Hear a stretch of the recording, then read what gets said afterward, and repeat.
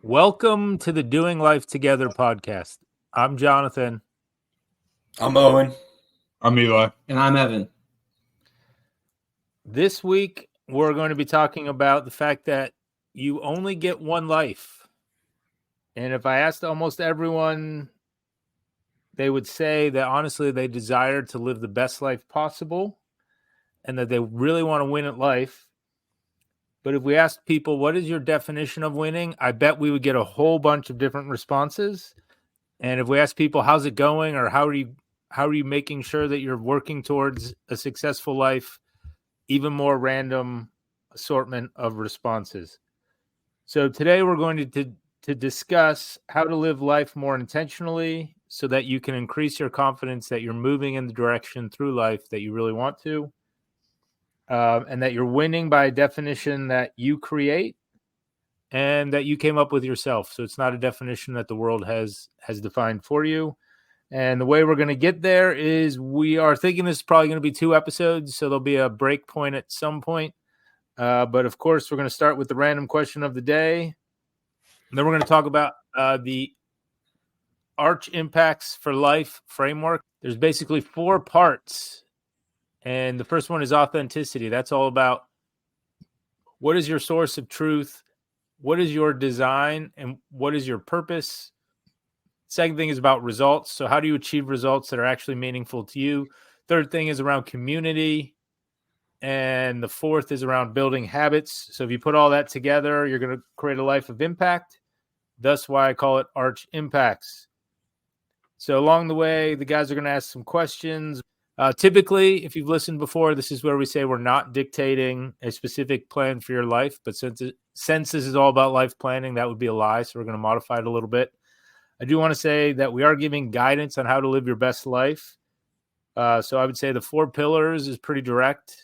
If you want to have a great life, you need to be worried about becoming the best version of you, achieving meaningful results, being in community, healthy communities, and developing habits so you can do all that sustainably. But how you go about applying it, as you're going to learn throughout the episode, is totally up to you. So please take a listen, reflect, decide how this best applies to you, and then make your best life happen. All right, Eli, random question of the day. When people come to you for help, what do they usually want help with? For me, people usually want help with their math homework when they come to help or come to me for help. That's fair. I would say that's true. A lot of people, when they come to help for me, it's in sports, whether it's baseball or soccer. I get some people, mostly my friends, asking me for help with what to do when they're in a conflict with other friends or stuff like that. So you're the sage old man in the group of young people. I mean, I don't know about that, but all right. People usually come to me for advice on leadership and their career, sometimes parenting, pretty much relationship stuff. So I've had enough bad and good experiences with relationships. So that's what people come to me about, which kind of leads in nicely. Did you show that one to the camera, Eli? I wasn't really paying attention. I don't want people to think that's fake. Yep, you did. So this is a great opportunity to remind everybody we are on YouTube. Arch Impact Studio is our YouTube handle. All of this content is on there, as well as anywhere you find podcasts. So thanks for listening today. So today we're going to talk about living intentionally. And if you don't live intentionally, the example I like to use is that you're basically gambling with your life. So you're just taking a bunch of chances, taking risks that really are unnecessary because you can take time to know enough about yourself that you can avoid having to gamble with your life. Basically, the idea is a life well lived is a life where you have a good sense of well-being. And well-being, I like to define that as where you are personally healthy in all the major aspects. So you're physically healthy, you're emotionally healthy, you're mentally healthy, you're spiritually healthy, you're relationally healthy. So anytime we talk about living a good life, that's what we're talking about. You have good well-being in a variety of areas. A lot of people don't think about life and what it all means until they're at the end. And there's lots of stories about people on their deathbed, and I hate to be morbid, but I think it's important. And they talk about their regrets or, oh, I wish I would have done more of, I wish I would have thought of, I wish I would have. But I also think it's not just about the end. It's also like daily living. So a lot of people just, they spend a lot of their life now masking their discomfort or their lack of intentionality in life with just a variety of different things. And, you know, maybe their phone, everyone blames the phone these days. You guys know that. We talk about it at home from time to time, but they blame their phone or an addiction or whatever. But really, if they were more intentional with their life, I would venture to say that a lot of people would make different choices day to day. And so they'd have to mask things less often. The good news is that, as we're going to talk about in this episode, you have a lot more control over this than you think you do. And there's a really easy framework for thinking about the elements of what it is to live a healthy life. Anyone have any questions before we get too far into this? So in the beginning, you talked about your arch structure. Could you just go in more depth about that, I guess? Yeah, right on. So the arch structure is 4 things. It's 4 keystone habits or ideas or mindsets, principles, whatever language makes you comfortable. But it's just this idea that you should become your most authentic self. So the greatest version of yourself. So we'll talk about that. That's the A in arch. R is about getting results. So the results that matter most to you. That's the R. That's what we'll talk about second. Then we'll talk about communities or the groups of people that you need in your life so that you can live a successful life. Because one of the key elements is this idea that successful, happy, healthy people filled with joy aren't just achieving results on their own. They have people around them. And then the 4th one is habits. And if you do those 4 things, you will leave a life of impact, which is why I call it Arch Impacts. And that's the name I use. So those are the 4 concepts. So we're going to jump into the first one. The first one is authenticity. So the A stands for authenticity.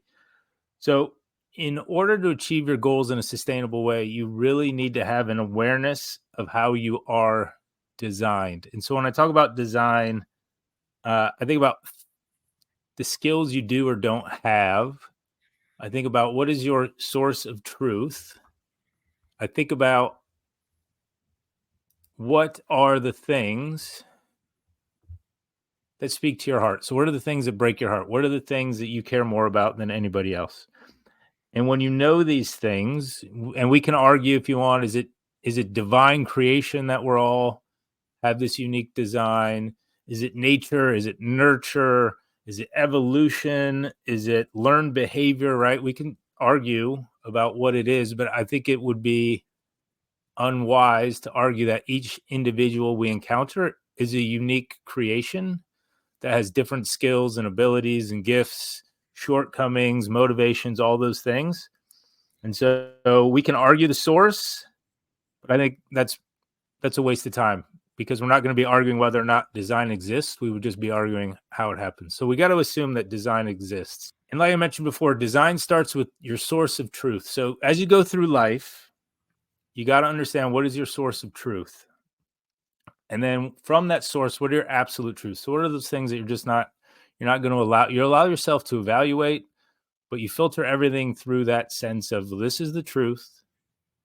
And is this thing that I'm learning, does it match that truth? So so that source of truth is important because it allows you to evaluate new information. Because that's a big part of what we're going to talk about today is experiencing life, learning new things is a huge part of figuring out your design, figuring out so much of this, you have to be experiencing life. So that's really important. Step 1, what is your source of truth? Then we talk about how are you going to interact with your world? And that's what I call the s'more profile. So imagine the delicious campfire treat of graham crackers, the mallow, and then a chocolate and then another graham cracker on top. That is a s'more, S-M-O-R-E. This is a s'more, S-M-O-R-E-E. And when I talk about your s'more profile, it's kind of your default way of doing things or default way of living. And what I want you to know is that the s'more stands for strength. So what are the things that you're really, really good at? Stands for motivation. So why do you do the things that you do? What motivates you to behave in the way that you do? Then opportunities. So what are the things that you're just frankly not very good at and you should stop trying to prove otherwise. Then we're going to talk about how do you like to be rewarded or recognized, intrinsically, extrinsically, so internally, externally. How do you like people to recognize you when you do a good job? Energy. So what are the activities that you do that give you energy? What are the activities that you do that take energy away? So for example, I'm a pretty significant introvert. So being around people takes the energy out of me.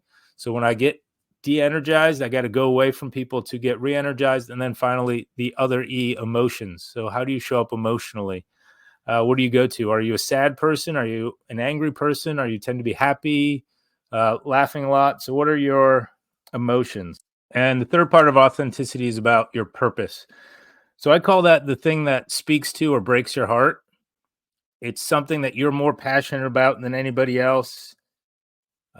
Purpose is kind of a loaded term, so I worry about using it sometimes because people like freak out and they become paralyzed. Like, I can't move until I figure out what my one true thing is.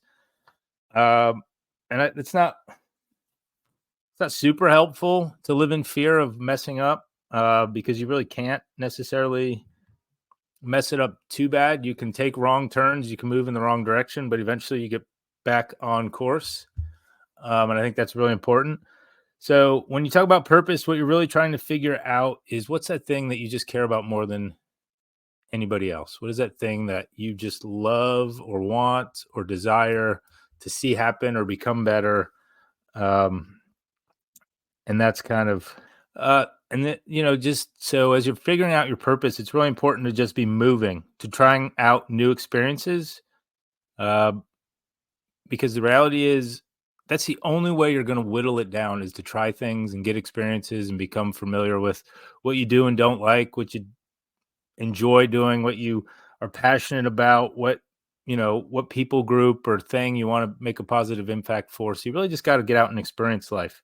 I think a lot of times when people get confused about their purpose or what they want to do with their lives, it's because they haven't experienced enough life to just narrow the choices down. They're just looking at the entire world and they just don't know enough about themselves, haven't experienced enough life to really get out there and begin to whittle down the choices. I said a lot again about authenticity being about your source of truth and having something to filter the way you experience life through. I talked about your SMORE profile, your strengths, your motivations, your opportunity areas, how you like to be rewarded, recognized. I talked about emotions, talk about how you get and lose energy, and then we talked about your purpose or the thing that speaks to your heart. So I'm just curious, guys, what any questions you guys might have?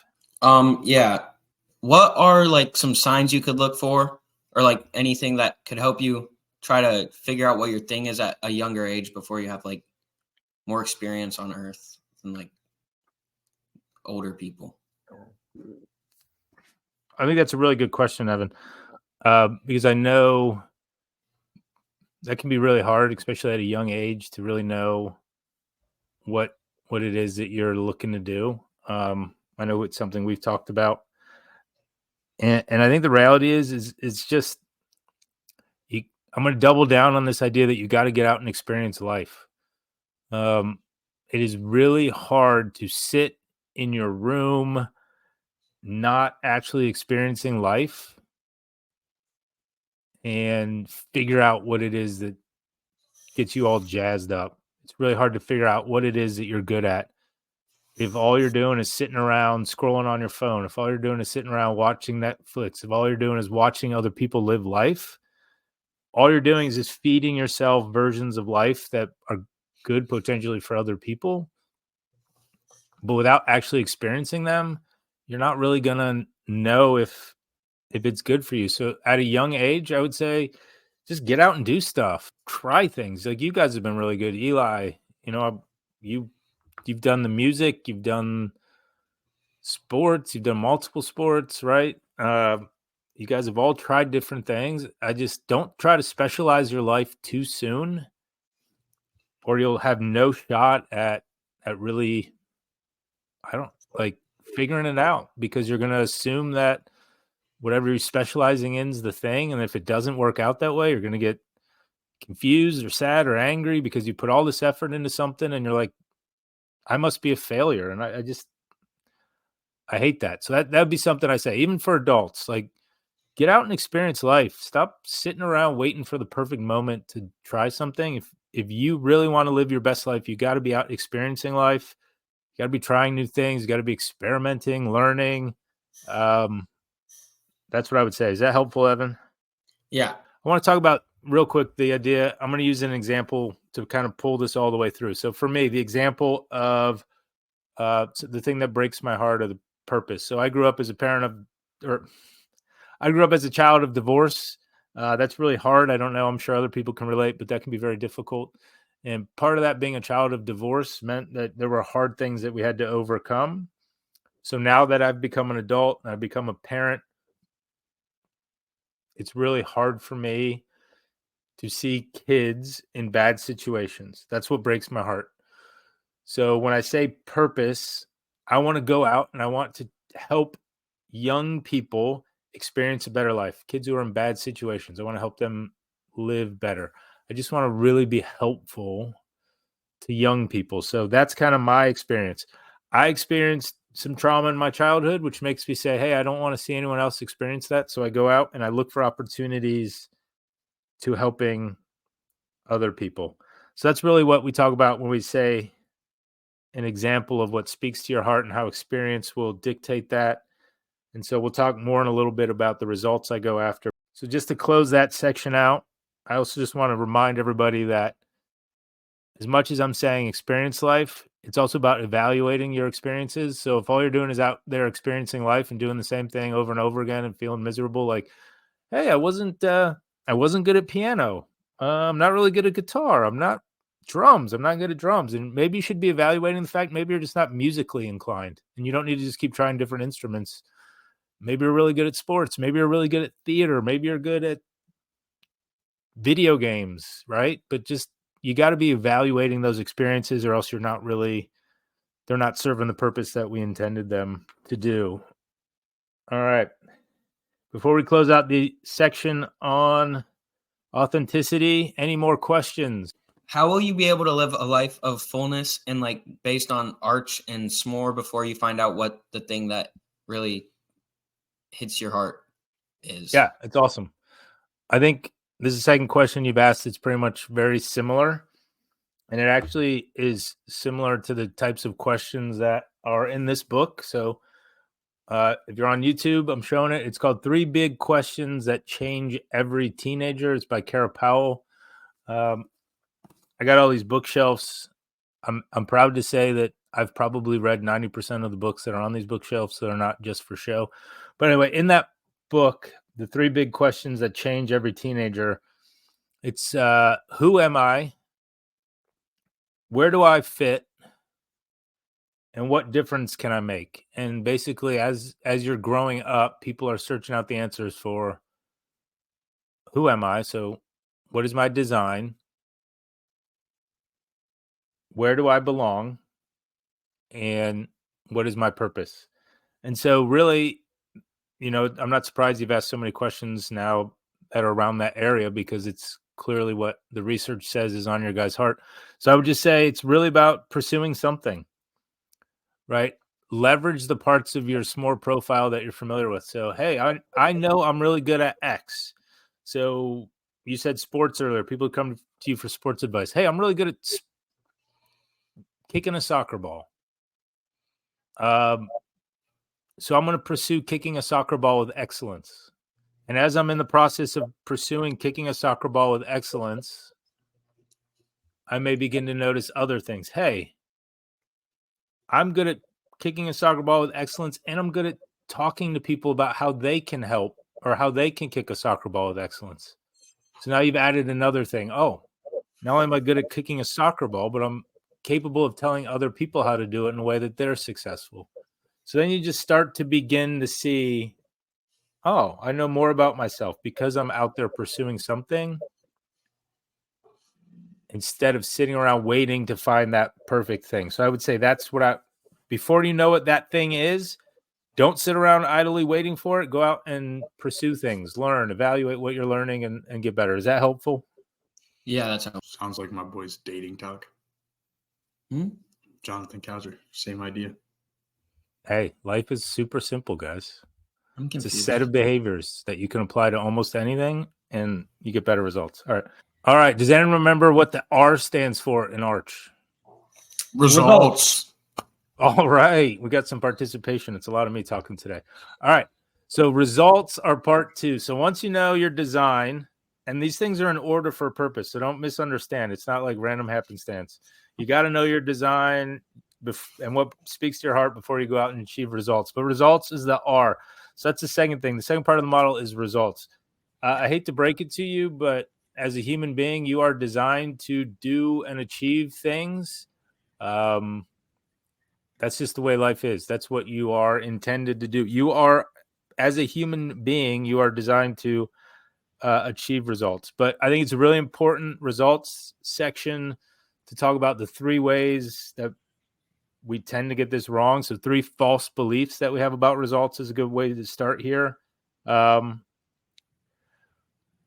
First false belief: the goal of achievement today is to get to a place in the future where you don't have to achieve anything, where you can just live in complete comfort and control to create a future existence that is totally free from suffering. That is not a healthy view of the types of results you should be going after.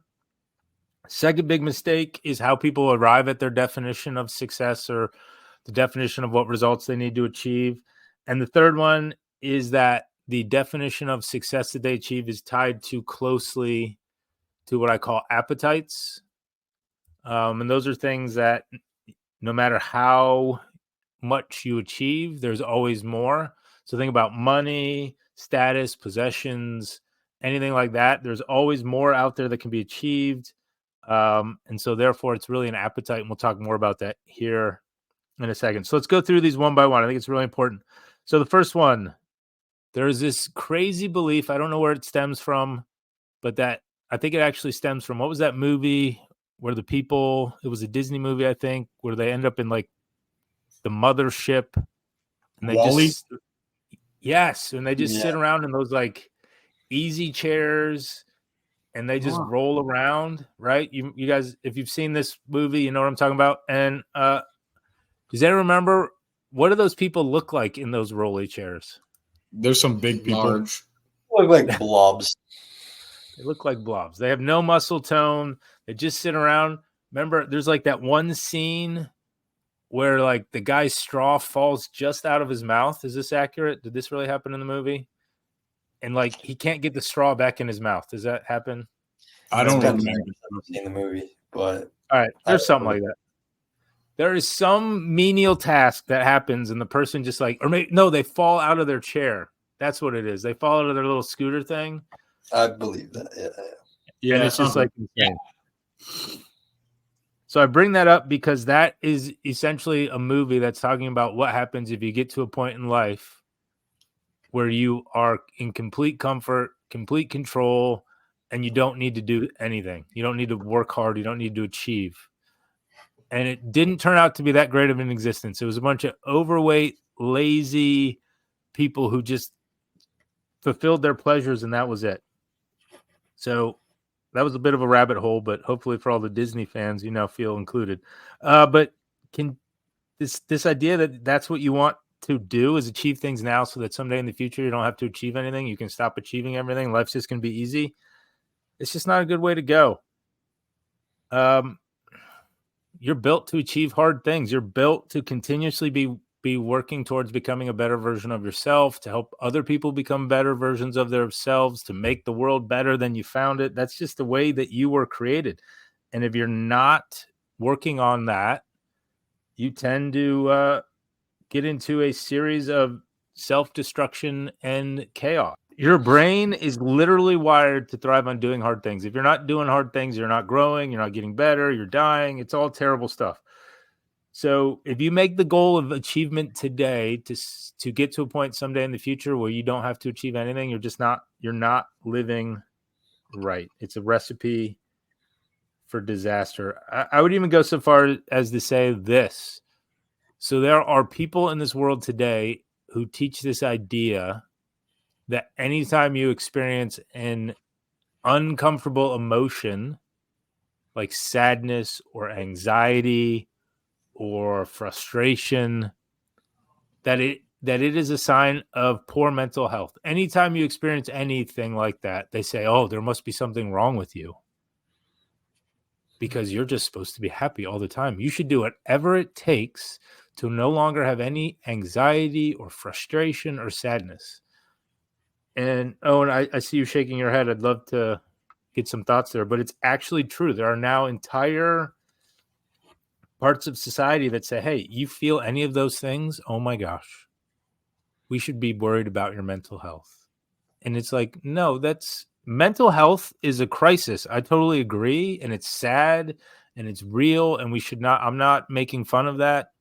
I talk to a counselor regularly because it helps me have better mental health. But this idea that anytime you experience any discomfort, emotionally or mentally, you're having a mental health crisis is just, it's not okay. It's not safe.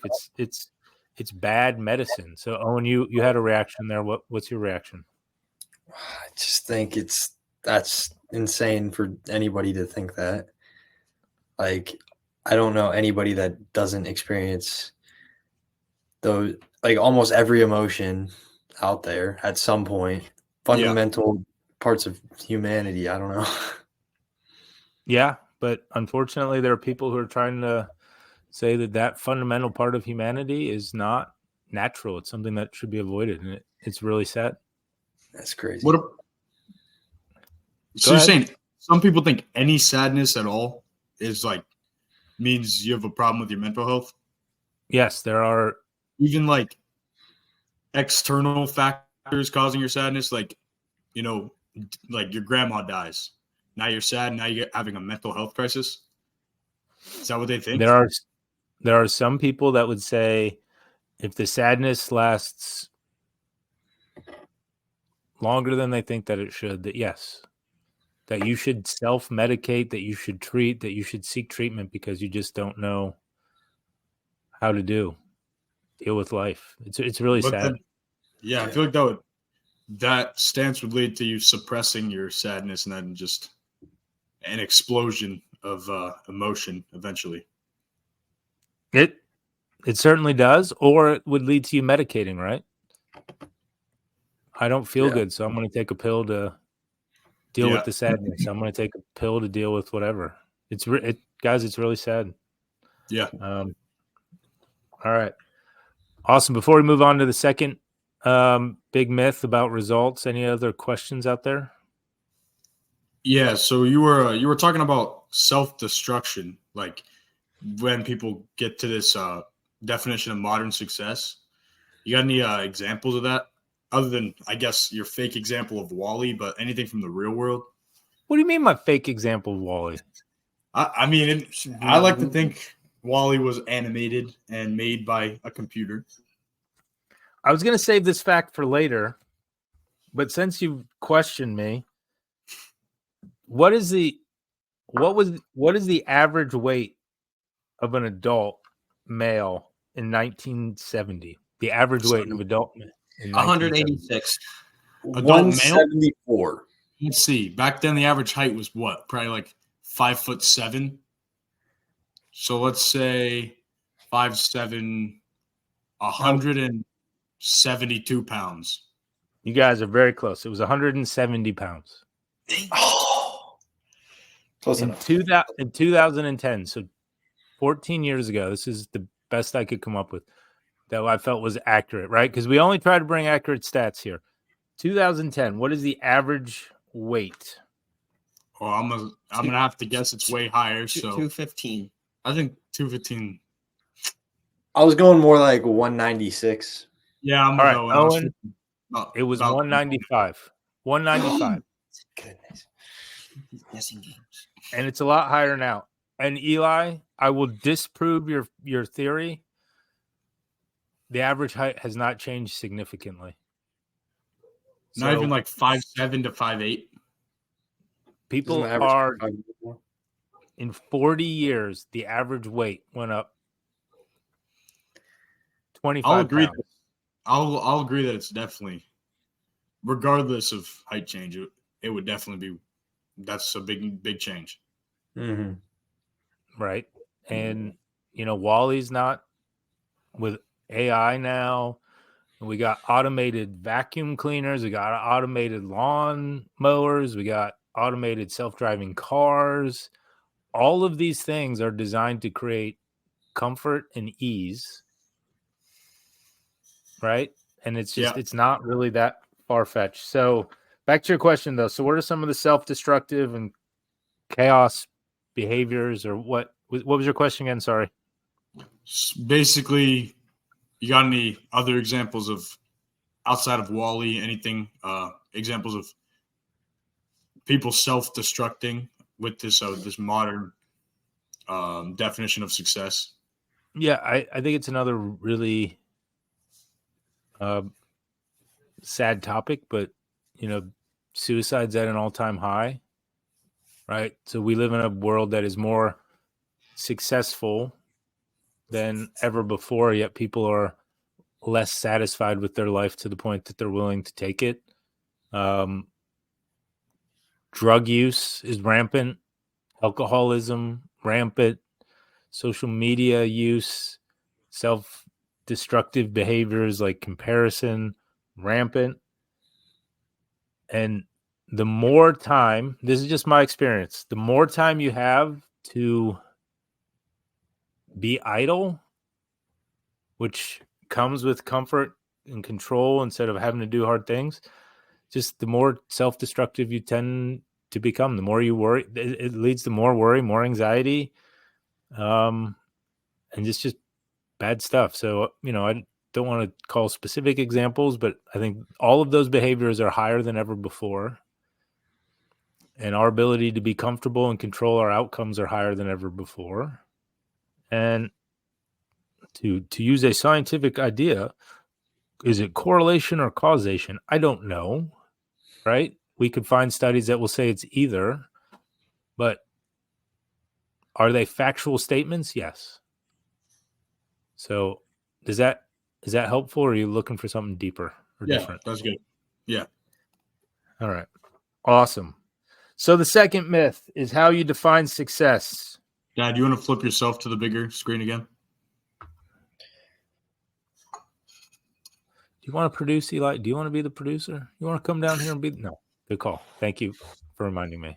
All right, we're going to look at the second issue with how we define success, and that is there are too many people. How potentially hypocritical is this? There's too many people out there trying to tell you how to find your definition of success, what success lives like, how to live your life.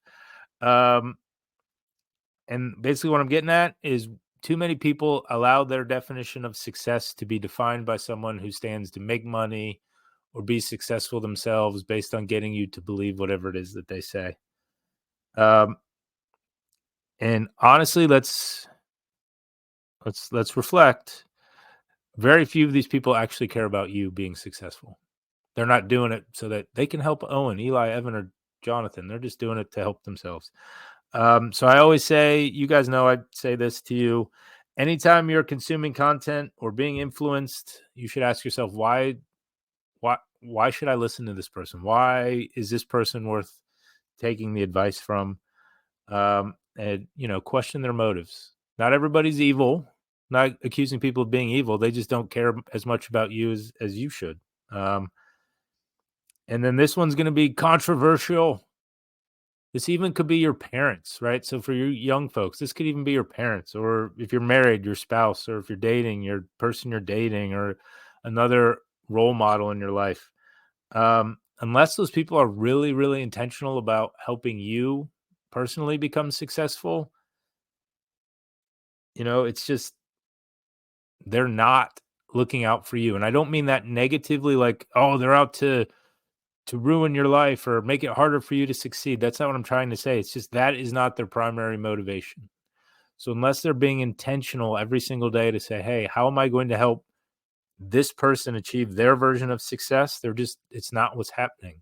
And like I said, I don't want to say that they're evil. That's not what I'm saying. I'm just saying they're not intentionally helping you succeed. There's a huge difference between not being intentional and being evil. And all I'm saying is that there's a lot of people who aren't intentional about helping other people achieve success. They're trying to help you be successful in the same way that they were successful, and therefore it's not necessarily what's best for you. Whether your sources of success are coming from people in your direct life that you've never actually taken the time to say, hey, help me be successful, or people in the media or on TV or wherever you go these days to find people that you're trying to define success from. If you're not really intentional, you'd be surprised how easy it is to pick up a definition of success that you really don't even care about.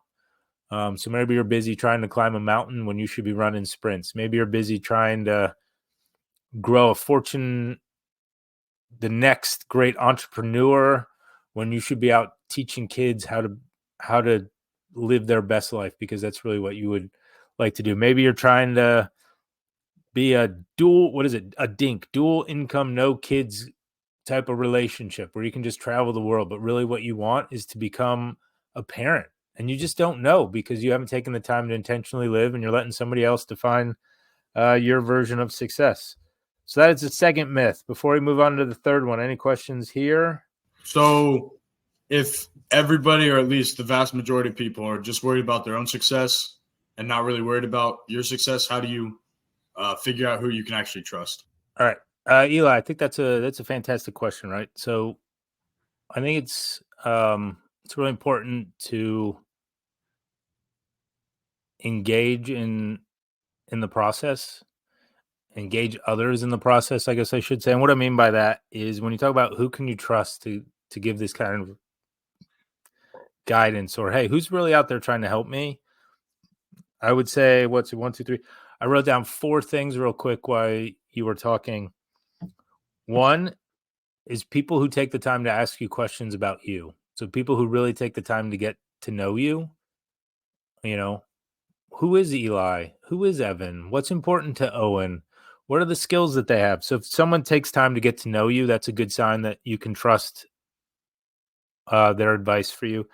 Second is if they're willing to help you, right? So, hey, that's the thing you want to achieve. Evan, you want to start a landscaping business, right? I believe you have the skills to do that. How can I help you, right? People aren't going to offer to help you if they don't genuinely want to see you succeed. The third thing is people who respect your autonomy or your ability to be yourself. So if somebody says, "Oh, I think you're, Eli, I think you'd be a great, you should pursue basketball. You're really tall. You should be a basketball player," right? And you're like, you know what? I don't really enjoy basketball. I don't think that's what I want. Oh, no, you're not listening to me. You're really tall. You're an athlete. You should play basketball. That person's not respecting your autonomy or your personhood. So it's probably not someone who's good to take advice from about how you should set up for success. And the fourth one is you're looking for people who are willing to provide you feedback and challenge you, right? Like, oh, I'm just not so good at Owen's like, man, I'm just not really good at math. Oh, and sure, there's some parts of math that are tough, but I don't think that's overall true. Or someone who's like, hey, I think I'm amazing at blues guitar, and you've heard them play and they're terrible. You're going to want someone who will look at you and say, hey, you know what? You're really not that good. If you could maybe get good, but in order to be good, you're going to have to do more practice. So I think those are the 4 things. So if you're like, hey, who can I trust to actually help me? I would say people who ask about you, so people who ask questions and are genuinely interested in getting to know you so they can point you in a direction that matches your design. I would say people who are willing to help you and invest in you. I would say people who respect your autonomy, who aren't going to try to force things upon you and, no means no type stuff. And then people who are willing to provide you feedback or challenge you. What do you think of that answer? Good enough? Yeah. Third big issue with results is that most of the results that we define today are what I would call appetites. And basically an appetite is anything that you can feed and it just keeps getting hungrier and hungrier. We think about this a lot with food, right? Appetites, the big idea that's why you can go to a all you can eat buffet restaurant for dinner and you wake up the next morning and you're still hungry for breakfast, right? It's because food is an appetite. It's something that your body just begins to crave. And just because you get a lot doesn't mean you've gotten enough or you ever stop craving it. So I would say that's the third big issue, is that we just get to a point where we define the results we're trying to achieve as fulfilling these appetites. So more money, bigger house, more influence, bigger job, bigger title, whatever. Are there other examples of appetites that maybe are keen for you guys? Those are just some that I think of: money, houses, possessions, status. I think money is the biggest one for most people. Definitely, probably the biggest for me. But I think that's important to recognize, right? So these are some stats that maybe you're familiar with, but if you think about appetites, so we used the one about average weight. Used to be 170 pounds, and now it's 100. It was 195 in 2010, and I bet it's a lot more than that now. Even though people aren't getting taller. I'll talk about the self-storage industry. There are 51,000 self-storage providers across the United States. There are 2.4 billion square feet of self-storage space, and it's a $29 billion industry. So people are spending $29 billion to rent space to keep things that they own that they use so infrequently that they put them in a space. And I'm not making fun. Like, I know there are people who genuinely need these services, right? I'm moving. I got to put my stuff somewhere. I had a house fire. I need to put some stuff that didn't get burned somewhere. Like, there are legitimate reasons, but there are not 2.4 or 2.04 billion square feet of legitimate reasons that people need storage units. Average size of your house in 1970 was 1,500 square feet. 3 people lived in a 1,500 square foot house in 1970. In 2019, it's 2,500 square feet, and we're down to 2.5 people on average live in a house. So the houses are getting bigger at the same time that fewer people are living in it. These are just examples of indicators, these are just examples of appetites, right? I want a bigger house. I want more money. And despite the fact that we have more money, debt is skyrocketing, right? And then we get all this stuff and we put it in storage units that we then use our credit card to pay for the storage unit. It's insanity, but yet we do it. So you literally can never fulfill an appetite. And I think that's really important. And that's why this third myth about results is so important to talk about openly, because those are appetites. Money's an appetite. If most of the results you are trying to achieve, you can look at somebody else and say that person has more, then you're probably trying to achieve a result. And what I mean, if you have a bunch of money and you can look at Jeff Bezos and say he has more, you're trying to achieve an appetite. If you have a nice house and you look across the street and the person across the street from you has more money or has a bigger house, you're trying to chase an appetite. If you get to 100,000 followers and you're like, that person over there has got 1 million, you're chasing an appetite. These are all things that there is no ceiling to them. You're never satisfied. I think famous people get a lot of stuff wrong. They also get a lot of stuff right because they're just people. I love this Jim Carrey quote. He says, I think everyone should get rich and famous and do everything they ever dreamed so they can see that isn't the answer. And that's a guy who's gotten to do all those things. He's filthy rich. He's won awards. He's famous as all get out. He's probably got millions of followers and whatever socials he's on. And he's saying, look, that is not the answer. All right. So there's 3 myths about results that I thought were worth talking about before we talk about a better way. So let's talk about what is the alternative to living these myths. The alternative is living a life of significance where you actually feel successful in meaningful ways. And that involves getting the right results. Until next time, please, if you enjoyed what you heard, share it with a friend. Subscribe to the button, like and subscribe to this podcast wherever you find podcasts. We're on all the major platforms. We're also on YouTube. It's Doing Life Together podcast. Check us out online, doinglifepodcast.com or archimpacts.com. And we just really appreciate you.